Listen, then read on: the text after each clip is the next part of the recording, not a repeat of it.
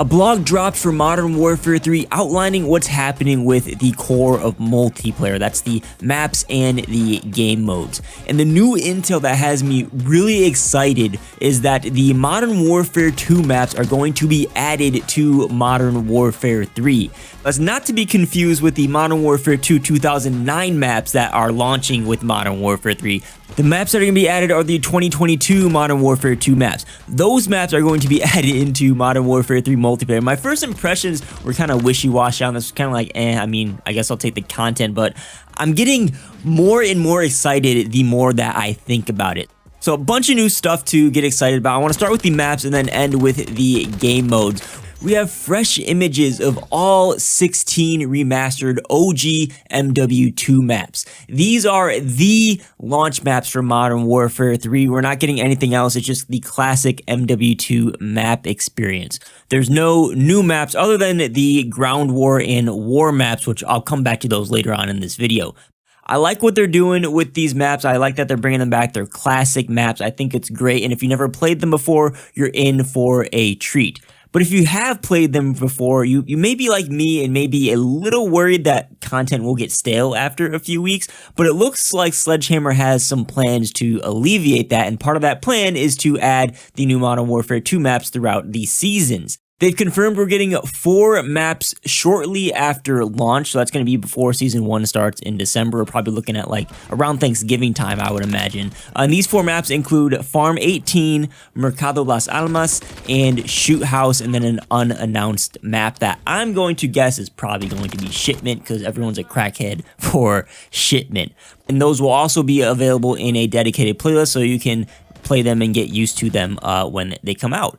I was worried when they announced this that these MW2 maps are just going to be some post-launch filler maps and we're not going to get much new content in this game, but thankfully, these Modern Warfare 2 maps are in addition to the planned content they have for Modern Warfare 3. They reiterated that we're getting 3 new, never-before-seen 6v6 maps exclusive for Modern Warfare 3 in Season 1, and I hope they continue that throughout the remainder of the games. Nostalgia can only go so far.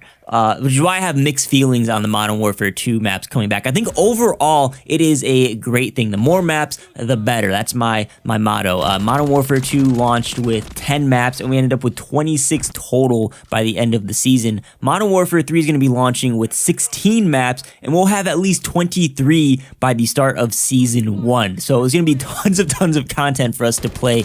And finally, they're bringing back the map voting so we can filter out bad maps if they decide to add like Black Gold or Santa Senya back into rotation, so you don't have to play the bad maps, but they are an option if you do want to play them every once in a while. And it also just gives us more time to play some of the better DLC maps from Modern Warfare 2, assuming they get added. Now, the downsides with this, which I've kind of been hinting towards, but, you know, reusing maps is kind of lame. Nostalgia only goes so far. We've been rehashing the same maps over and over and over again. We got Shipment and Shoot House and Rust, and I'm getting sick of them. I'm going to be voting against them if they come up in map voting. But again, we also have a ton of maps, and they're not going to be taking place of the 12 plus new maps I have planned for post-launch. So I don't know if they're going to be adding all the MW2 maps back, but if they end up doing that, we're going to be getting like content constantly with this, like almost that we can have like new content every week throughout the entire life cycle of Modern Warfare 3.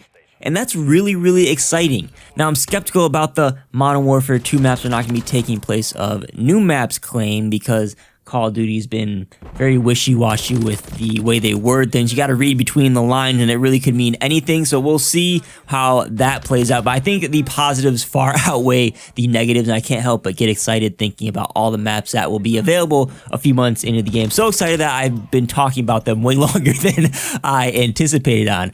So moving on, the other big part of the blog was the announcement of game modes. We got about a dozen that are confirmed to be available at launch, and that includes Team Deathmatch, Domination, Kill Confirmed, Search and Destroy, Free-for-all, Hardpoint, Control, Gun Game, Cutthroat, and also Hardcore will be available, which is big because Hardcore was not available in Modern Warfare 2. They tried to go with a Tier 1 mode that no one really likes, so it's great to see they're confirming that that's coming back.